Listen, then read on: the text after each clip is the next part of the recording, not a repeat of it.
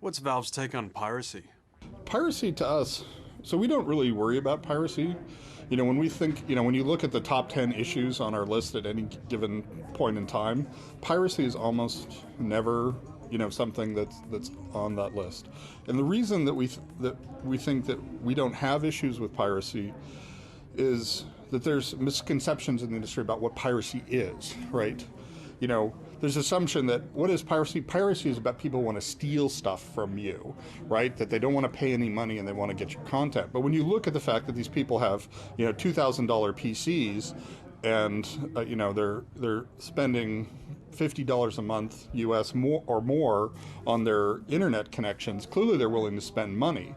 So from our point of view, what we saw more and more is that piracy is the result of bad service on the part of game companies.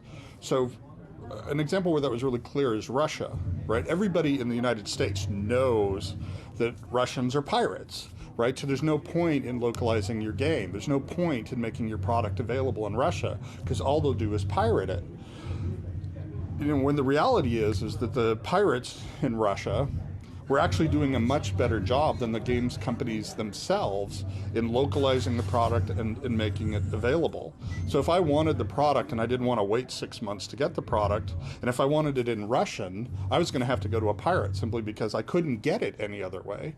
And as soon as the product became available at the same time that it was available in Australia or the UK or the United States, and it was localized in Russia, all of a sudden our piracy problems in Russia disappeared.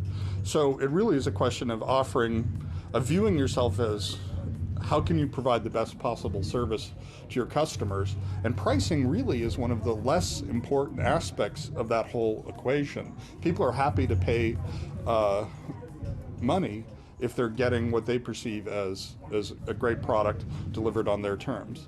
This is an example where a lot of the copy protection schemes go in exactly the wrong direction. They're actually negative service, right? Suddenly I don't know if this product, so as a customer, what I want is, I want my content on any device at any point in time with a lot of security, right? I don't want to have to worry when I buy a new PC that I won't be able to play a game that I've paid for. And then with copy protection, you're suddenly like, okay, if I reinstall my operating system, will I be able to play this game? If I buy a new PC, will I be able to? If I go over to my friend's house, will I be able to do it? So if you solve the real problem, which is, hey, I can go over to my friend's house and play the game. I can be in a cyber cafe on vacation on holiday, and I can play my game, and I can buy new PCs and never have to worry about backing this up or restoring backups or anything like that. Oh, that's great. Then I'm much less likely to get a pirated version. Copy protection makes it less likely that that's going to be the case. And higher service platforms like Steam or other ones that are coming out make you more confident. So when you attack the problem that way, by improving the service component of the experience rather than through copy protection, which reduces the service component, copy protection is actually going to increase. I mean, there's anecdotal evidence that this is the case, that copy protection actually increases rather than decreases the piracy of games. So, like I say, by focusing on the customer and doing useful things for the customer, piracy really becomes sort of a non-issue for us.